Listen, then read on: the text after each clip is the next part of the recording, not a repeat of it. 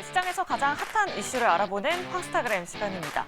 자, 오늘은 고용 또 졸지 보고서가 이렇게 해시태그로 올라왔습니다. 네, 어제 미국의 구인 이직 보고서, 졸지 보고서가 발표됐습니다. 2월 구인 건수는 1년 9개월 만에 1,000만 건을 하회했다는 소식인데요.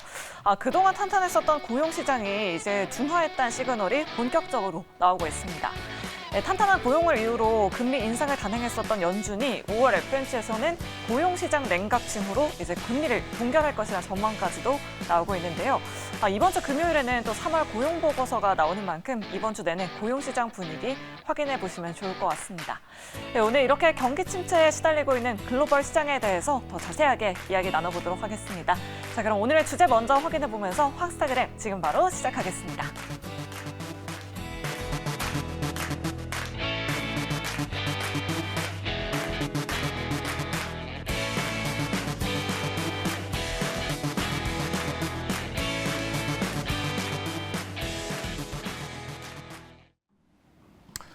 네, 급변하는 시장을 진단하고 그에 대한 대응 전략을 세워보는 시간이죠. 황스타그램 시간입니다. 자, 오늘은요, 인포스탁 데일리의 최영호 대표님 모셔보고 미국 이야기 나눠보겠습니다. 안녕하세요. 네, 반갑습니다. 반갑습니다. 네.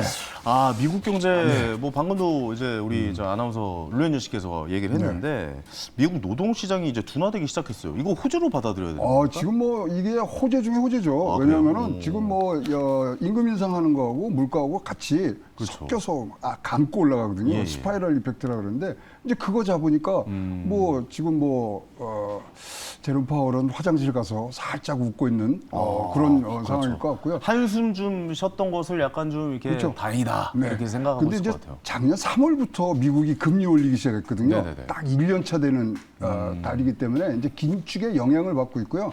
얼마나 지금 미국 평론가 뭐 이런 우리 같은 애널리스트들이 잘못했냐면요. 작년에 연말에 22개 기관 평균을 내면요. 올해 S&P 500이 4,190 간다 그랬어요. 많이 떨어진다고 그랬군요. 3월 달에 4,100 때렸잖아요. 예. 그러니까 지금 미국 경제에 대해서 한마디로 얘기하는 게 굉장히 어렵고요. 그러나 최악의 지금 상황은 면했다.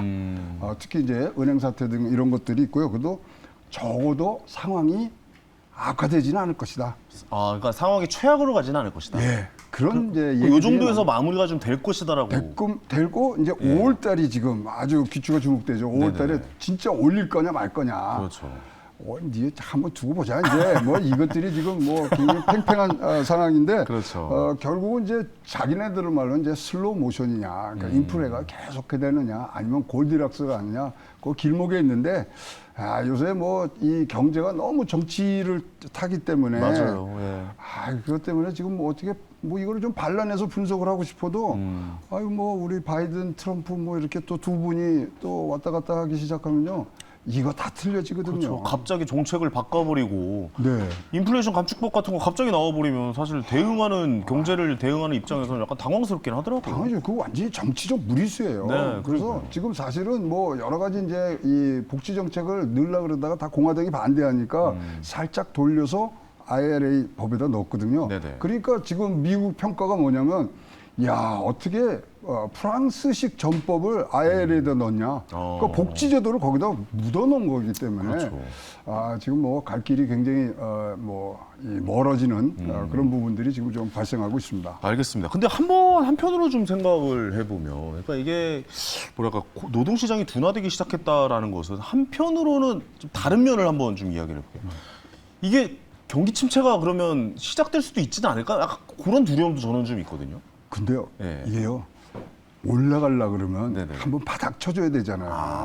그리고 지금 600만 명의 그레이트 레지그네이션이 있었기 때문에 네네네. 600만 명을 채우려고 그러면 이게 굉장히 어려운 지금 숫자입니다. 어려워요. 그래서 예. 지금 뭐 1,000만에서 900만 내려오면 이거 둔화되는 거 아니야? 근데 일단 아주 뭐 90%가 동의하는 거는 경기 침체는 온다. 그게 얕을지 깊을지는 우리가 가봐야 한다. 지켜봐야 되는 거죠. 예, 그래서 경기 침체, 특히 우리나라 같은 경우에는 지금 우리도 금리 올린 지 꽤 오래됐잖아요. 경제 성장률은 1.4%를 손해봤습니다. 그러나 물가는 1.3%를 잡았거든요. 네네. 그러니까 그러한 어떤 이 관계에 대한 결과들이 나오기 전까지는 굉장히 앞으로도 진짜 뭐 평론가라고 하시는 분들은 다 네. 제각기 만인만색으로 지금 말씀을 하실 겁니다. 알겠습니다. 이 경기 침체라는 것은 이제 앞으로 지금 좀 먼 미래, 그러니까 지금보다는 먼 미래의 이야기고 지금 확실히 급한 불은 금리였고 인플레이션이었는데 그 부분은 급한 불은 좀 꺼가는 것이 아닌가 그렇죠. 뭐 그런 생각이 좀 들긴 예, 하네요. 그러면서 이제 연준에서 지금 나온 게 1분기 3.4% 한다 그랬거든요. 네네네. 그걸 좀 내렸어요. 1.9%로. 1.9로 내렸고. 그러니까 경기 침체는 오는 거다. 이렇게 지금들 뭐 예견을 하고서 지금 움직이는 그런 상황이 미국 경제 아닌가 보여집니다. 그렇죠. 실제로 뭐 블룸버그에서 경기 침체는 뭐 100%다 이렇게 뭐 발표를 했었던 맞습니다. 일도 있었죠 작년에. 2분기 좀 예상을 좀 해봐야 될 것 같아요. 이제 2분기가 4월달 뭐 4월 이제 시작이 됐으니까 어떻게 보고 계십니까? 미국 경제에 대해서도 좀 한 말씀 해주시죠. 2분기에 네. 아주 변곡점은 5월 달에 있는 금리 인상 FOMC가 FOMC 거의 분결점이 되죠. 그래서 네네네. 진짜로 거기서 잡아줄 것이냐 아니면은 거기서도 또 다른 변수를 나타낼 것이냐 이런 부분들을 우리가 꼭 생각을 해서 지금 진행을 해야 되기 때문에 사고 다발 구간입니다 지금. 그래서 여기저기서 터지고 있죠. 사고 다발 구간이고 예. 뭐 지금 뭐 책상 위에다가 써붙여야죠. 졸면 죽는다. 그런 집중해야 부분들인데 지금 미국에서 뭐 기업들이 지금 굉장히 이 소위 말하는 기둥이 되어주는 건 대형주들이거든요. 네. 그러니까 대형주 중에서 현금이 많이 창출하는 부분들이 딱 나오면서 대형 성장주들이 소위 말하는 이 프리미엄을 다시 회복한다는 얘기들을 하고 있어서 네. 결국은 지금은 큰 기업들이 앞서 나가면서 향도 역할을 해주는 부분 이 부분이 2분기에 전망에서 굉장히 크고요. 일단 5월 달까지는 좀 조심하셔야 되는 구간들이 지금 뭐 상존하고 있다고 보여집니다. 그러니까 저도 역대 제가 경제 공부를 시작한 게 2014년부터였는데요. 제가 네. 그 경제 공부한 이후로 지금이 제일 어려운 것 같아요. 네, 책으로만 봤던 내용들 뭐 예를 들어 뭐 스태그플레이션이라는 것도 뭐 네. 현실로 올 수도 있다 뭐 이런 얘기도 듣고 지금 이런 물가 상승률을 저는 처음 보고 이런 금리도 처음 보고요. 여러 갈래로 진짜 집중 뭐 졸면 안 된다라는 말씀이 저는 개인적으로 좀 실감이 나고 있는 상황이거든요. 그래서 좀 진짜 집중해야 되지 않을까라는 생각이 듭니다. 그렇습니다. 그다음에 이제 변동성이 너무 높기 때문에 절대로 남의 말 믿으면 안 됩니다. 그러니까 우리 지금 우리 많은 개미들이 옆집 순이 엄마가 와서 이거 되게 좋아요. 나 어저께 반찬값 벌었어요. 이러면 네. 바로 사러 들어가시거든요. 혹하죠. 예. 근데 이거는 뭐 제 말이 아니라 짐 모리스가 얘기한 게 뭐냐면 짐 라저스가 첫 번째 주식을 하려 그러면 남의 말을 믿지 마세요. 그렇죠. 절대적으로 우리 황행처처럼 자기가 공부하셔서 들어가셔야 돼요. 그러지 않는다면은 이건 100점 100패입니다. 네. 순이 엄마 말 믿지 마십시오. 알겠습니다. 주식도 공부의 영역이다. 뭐 저도 그런 생각을 항상 하고 있습니다. 그럼요. 예, 그리고 예. 뭐 다들 한 종목만 하셔야 되고 지금 대개 우리나라에는 12개 정도를 하는 게 평균이거든요. 네네네. 너무 많아요. 너무 포트에 많이 담고 그리고 있죠. 예. 종목에서 세계 저 반대편에서 무엇이 일어나는가까지 다 알고서 여기 들어가셔야 되는데 네네. 우리 순이 엄마 남의 축제에 편성하는 것만큼 위험한 일은 없죠. 그렇습니다. 예, 알겠습니다. 자, 좀 구체적인 이야기를 해볼게요. 6월 5일 예상 부채한도 시점이 도래가 임박이 됐어요. 네. 그러니까 이 말은 어떻게 보면 좀 굉장히 좀 뭐 은행 관련해서 좀 어려운 점들이 많았잖아요. 그리고 앞으로 뭐가 터질지도 모르겠고 이게 영향이 좀 있을 것 같거든요. 이건 어떻게 보십니까? 지금 근데 이제 미국 역사상 이게 인상이 안 된 적은 없습니다. 그렇기 때문에 언젠가는 되는데 이제 6월 9일까지 하고 뭐 특별하게 지금 정부 증권 투자기금 이런 걸 뭐 유예해 놓고 등등을 하고 있을 거예요. 네. 또 최근에 아주 기발한 아이디어를 냈죠. 바이든 대통령실에서 1조 달러짜리 플래티넘 코인을 만들어서 연준에 갖다 주겠다는 거예요. 야, 기축통화 만드는 나라는 이게 이렇게 편한 거예요. 그렇죠. 그냥. 네. 자기가 찍어내면 돈이니까요. 네, 찍어내면 사실 근데 이제 엑스데이트라는 이제 완전히 소진되는 게 9월 15일이거든요. 그래서 그 전까지는 타결이 나는데 지금 이제 미국은 완전히 정치판이 이제 정치 경제가 됐어요. 그래서 지금 뭐 트럼프의 어떤 기소라든가 그리고 올해 연말까지는 대통령 후보가 이제 거의 확정되는 분위기거든요. 그러다 보니까 지금 이 공화당과 민주당의 아주 극한 상황들 어디서 많이 봐요, 우리도. 예, 여의도라고요. 그쵸. 그렇죠. 거기서 많이 보기 정치판이 때문에. 비슷하죠. 예. 예. 근데 이게 이제 좀 너무 심한 정도로 지금 가고 있고요. 트럼프 지금 뭐 인기가 뭐 말이 아니에요. 공화당에서 압도적 1등이더라고요. 예, 압도적 1등뿐만 아니라 딱 24시간 만에 후원금이 400만 달러가 들어와요. 그러니까요. 그래서 이런 부분들은 굉장히 지금 우리 경제에는 사실 안 좋고요.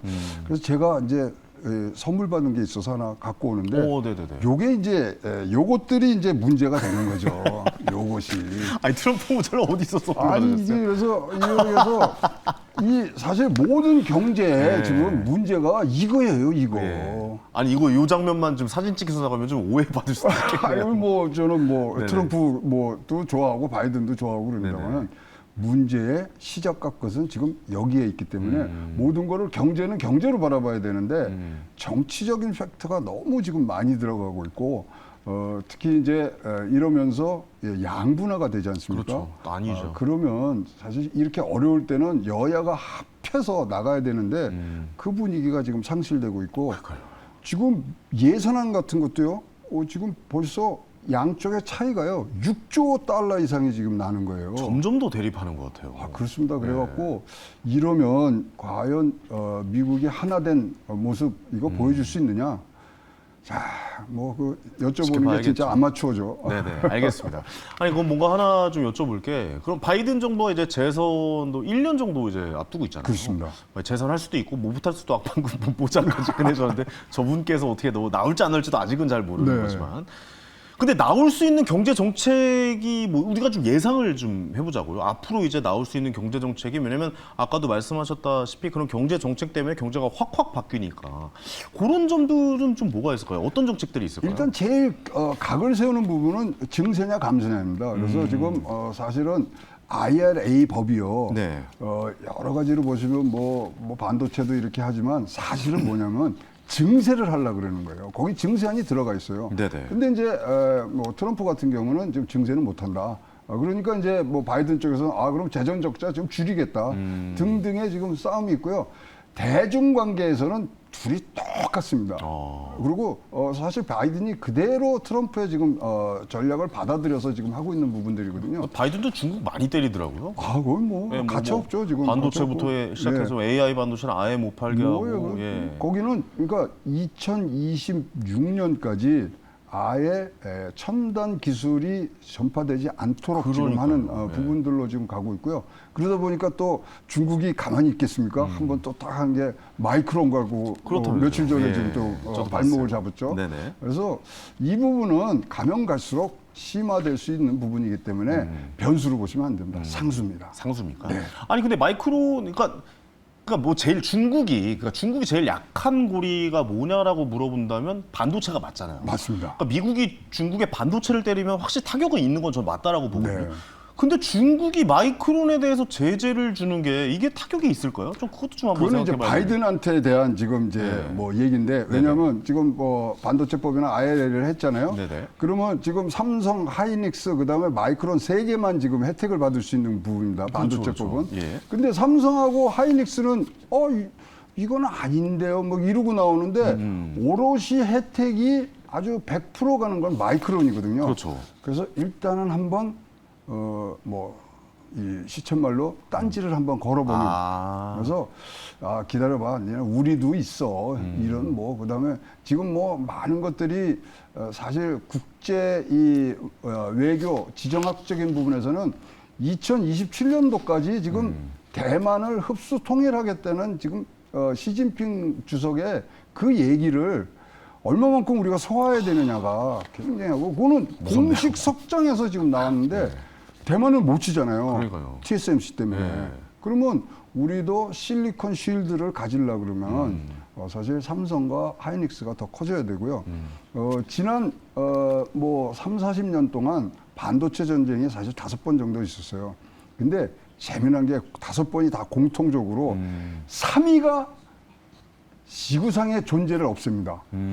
그러면 3위가 지금 누구냐? 마이크론이거든요. 그렇죠. 메모리 반도체 예, 부분이죠. 그럼 메모리도요 20개가 넘었었던 거예요. 맞아요. 근데 그거 다 정리가 되는 과정들을 보시면 그럼 1등, 2등이 남고 그러면 이제 우리의 선택지가 뭐냐. 굉장히 지금 이제 진짜로 우리 서희 장군의 지혜가 필요한 시대가 지금 오고 있습니다. 알겠습니다. 아니 근데 그러면 우리나라는 지금 우리나라 이제 반도체 주력 산업이 이제 메모리 반도체잖아요. 그렇죠. 그럼 반사이익을 좀 얻지는 않을까요? 마이크론이 이렇게 중국에 제재를 받으면 아무래도 우리가 반도체 제일 많이 파는 데가 중국이다 보니까. 그럼요. 지금 예. 뭐 그거는 또 분명히 우리가 오로지 갖고 와야 되는 부분들인데 네네네. 일단 또 미국에서 생산하려고 그러면 뭐 여러 가지 지금 걸어놨잖아요. 네. 그래서 감히 말씀드리고 또 제가 이러면 참 댓글에 엄청나게 올라오겠지만 요번에 이제 윤석열 대통령 가시고 그다음에 이제 뭐 우리 이재용 회장도 이제 가잖아요. 네. 나는 한번 거기서 배짱 한번 부려봤으면 좋겠어요. 아 이번에. 안 해. 무슨 이게 뭐 준다 그러면 뭐 깔끔하게 주지 뭘 이거를 주니 빼니 뭐 그다음에 이걸 하라 저걸 하라 뭐 안 해. 이것도 전략 아니겠어요? 근데 너무 싸움 잘하는 형이라 어떻게 좀 까불지를 못하겠다는 약간 생각이 들어서. 아이 꼭뭐 저를 한번 같이 가면은 제가 그런 거는 제가 한국말로는 굉장히 점잖게 하는데 영어는 제가 험하게 배웠거든요. 그래서 그러니까 영어 험한 것들 제가 잘하는데 가서 한번 하고 올거예요. 죄송합니다. 좀 자중 부탁드립니다. 아니 안 그래도 좀 말씀하셨던 한국, 미국 지금 뭐 정상회담 있잖아요. 네. 근데 그 안에서도 이야기가 나오는 게 한국이 뭐 G8에 이제 들어갈 수 있다. 뭐 이런 이야기도 나오고 있어요. 어떻게 보시는지. 그거는 예. 실명을 말씀해서 죄송합니다만 네네네. 이제 김병준 정경련 대리하시는 분이 희망사항을 말씀하신 그래, 약간 좀 거고요. 내피셜입니다. 네, 예. 그래서 뭐 G8에 들어가면 좋죠. 너무 좋긴 좋죠. 좋은데 예. 이제 그러고 이제 지금 뭐 우리가 알다시피 이제 반도체라든가 그다음에 2차 전지에 대한 그런 부분들이 지금 많이 나와 있는데 요번에 이제 뭐 IRA법이라든가 시행령 보면 조금 수음은 돌렸어요. 네, 맞아요. 그러나 우리가 요번에 윤석열 대통령께서 꼭 가져오셔야 될 게 뭐냐면 동맹국 지위를 받아야 돼요. 일본하고 미국하고 FTA 없잖아요. 네, 근데 이번에 그럼요. 거의 영내 지역을 그 권한을 다 줬어요. 그래서 멕시코랑 이런 데서 하는 것들도 다 지금 통과되는 부분들이 있거든요. 네네. 그럼 지역 내 지위를 인정받고 오시는 부분들이 가야 되고요. 우리 한국과 미국 간의 FTA 됐을 때는 분명히 나왔거든요. 내국인 대우를 해준다 그랬으면 그것대로 해야죠. 근데 정치입니다. 정치고 지금 바이든의 지금 이 가장 큰 캐치프레이즈는 뭐냐면 invest in 아메리카거든요. 그렇죠. 그러니까 지금 뭐 우리 삼성이나 하이닉스가 뭐 이렇게 뭐 안 간다 이러면 굉장히 지금 뭐 불리한 부분들이 있을 수 있는데 그럴수록 해야 되는 거 아닙니까? 맞습니다. 네. 계속 도전해야죠. 그렇죠. 예, 알겠습니다. 자, 오늘 뭐 좋은 말씀 많이 해주셨는데 벌써 마칠 시간이에요. 그래서 짧게 2분기 시장의 이 투자 전략 어떻게 좀 세우면 좋을지 짧게 좀 한 말씀 네, 부탁드립니다. 우리나라는 지금 굉장히 대형주 위주로 가시는 분들이 지금 많고 네네네. 그렇지만 대형주가 굉장히 외부의 영향력을 많이 받을 수가 있습니다. 그래서 이거는 소형주로 가야 됩니다. 지금 20년간을 보시면은 소형주에서 지금 대박이 났거든요. 네. 포스코 케미칼 같은 경우에는 20년 전하고 지금 뭐 하면은 400배 정도가 오른 거예요. 그렇죠. 웨코프로비, 그렇죠. 뭐 에코프로 뭐 이런 데도 비슷하고. 등등 해보면 예, 그렇죠. 그래서 소형주의 시간이 왔다. 소형주 위주로 가시고 근데 소형주가 굉장히 고르기가 없잖아요. 어렵잖아요. 쉽지 않죠. 자 그러면 ETF도 하시고요. 최근에가 제가 본 이 순환매 장에서 속도가 이렇게 빠른 적은 처음입니다. 그래서 정신이 없어요. 그래서 ETF 추천드리고요. 네. 중소형주의 중심으로 다시 한번 재편하는 것도 굉장히 좋은 기회가 왔다. 이렇게 보여집니다. 알겠습니다. 이래저래 종목 선정에도 어렵고 주식하기가 참 힘든 시간이지 않나라는 그렇죠. 생각입니다. 그렇습니다. 네, 거기에 좀 도움이 될 만한 오늘도 말씀 너무 감사합니다. 아니, 무슨 말씀? 다음 시간에 또 네, 한번 뵙겠습니다. 네, 감사합니다. 감사합니다. 자, 인포스탁 데일리의 최영호 대표님이셨습니다. 오늘 또 유익한 이야기 많이 나눠봤던 것 같습니다. 오늘 또 당첨자 여기 나가고 있죠. 이분께 졸탄 공연 티켓 선물 보내드리도록 하겠습니다. 저는 내일 또 저녁 7시에 생방송으로 인사드리겠습니다. 스타킹의 황현이었습니다. 감사합니다.